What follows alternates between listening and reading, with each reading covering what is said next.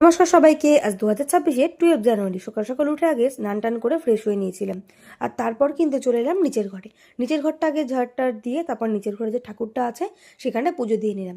আসলে বড়মশাই যেহেতু সকাল সকাল কাজে বেরিয়ে যায়, তার জন্য আমি চেষ্টা করি নিচের ঘরটা অন্তত পরিষ্কার করে পুজোটা দিয়ে নিতে, যাতে করে ও বেরোনোর আগে এগুলো কমপ্লিট হয়ে যায়।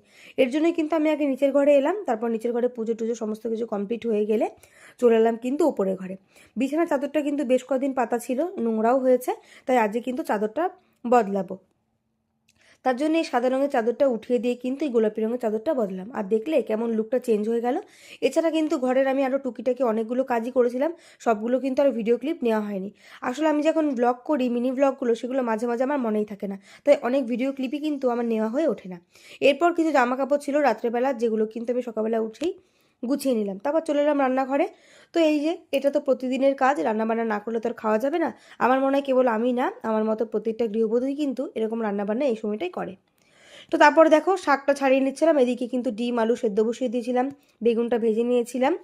তো সমস্ত কিছু রান্না কিন্তু মোটামুটি হয়ে গেল। বড়মশাই এসেছিলো, ওকেও কিন্তু খেতে দিয়ে দিলাম।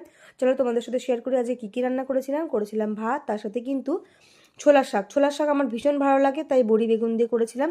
আর এই শীতকালে কিন্তু মুসুরির ডালের সাথে একটু বা যে কোনো ডালের সাথে একটু বেগুন ভাজা ভীষণ ভালো লাগে, তাই বেগুন ভাজা আর মুসুরির ডাল করেছিলাম। ডালটা আমার বড়মশাই একটু ভালো লাগে, মানে ও করলে একটু ভালো মতো খেতে পারে, তার জন্য কিন্তু ওর জন্য মোটামুটি মাঝে সাঝে আমি ডালটা করি।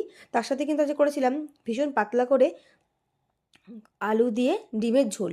এরকম ঝোলটা কিন্তু আমার অনেক দিন ধরে খেতে ইচ্ছে হচ্ছিলো, অন্যদিন তো একটু কারি করে করি, আজকে কিন্তু ডিমের ঝোলই করেছিলাম। তো রান্নাটা কিন্তু বেশ ভালো হয়েছিল। সকালবেলা খাওয়া দাওয়া করার পর দেখলাম একটা জুতোওয়ালা এসেছে, তাই সেখান থেকে জুতো দেখছিলাম, তবে আমার পছন্দ মতো পেলাম না, তাই আর নিইনি। এরপরে কিন্তু আবার ফ্রেশ হয়ে নিয়েছিলাম, রান্নার পরে তবে ফ্রেশ হয়েই নিই। তারপর স্টুডেন্ট এসেছিলো, তাকে পড়িয়ে নিয়ে কিন্তু খেয়েছিলাম একটা ঝুরি ভাজা, যেটা বড়মশাই এনেছিল।